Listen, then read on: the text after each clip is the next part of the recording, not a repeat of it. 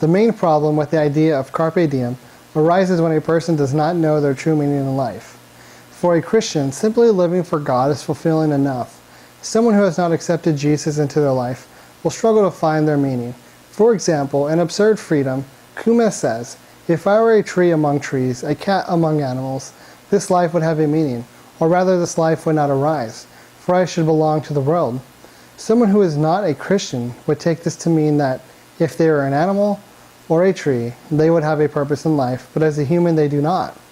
He shows this as an example of mankind's natural desire to find greater meaning in their day-to-day life.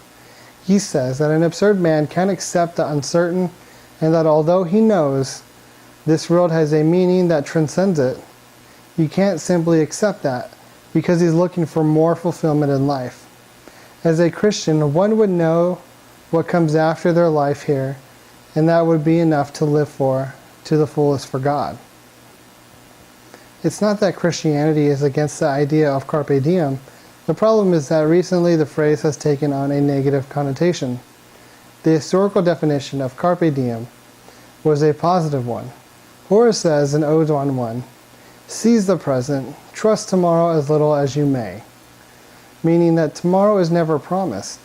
Horace meant that one should do what they can today to be a good person and find happiness.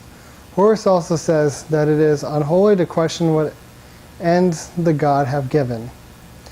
Ecclesiastes 1 says the same thing, "For with much freedom comes much sorrow. The more knowledge, the more grief." Odes 1:1 and Ecclesiastes both show full faith in God's plan and doesn't think that anyone should question it or want more than what God has planned. Carpe diem historically is a biblical principle.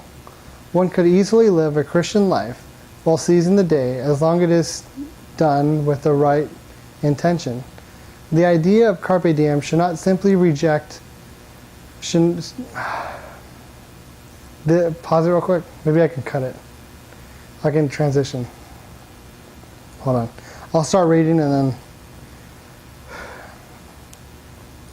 The idea of carpe diem should not be simply rejected by Christians. Instead, a person wanting to lead a Christian life should look back to the root of the phrase and live each day as the best possible human they can be.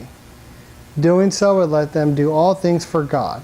They could focus their work, their family, and their actions all for God.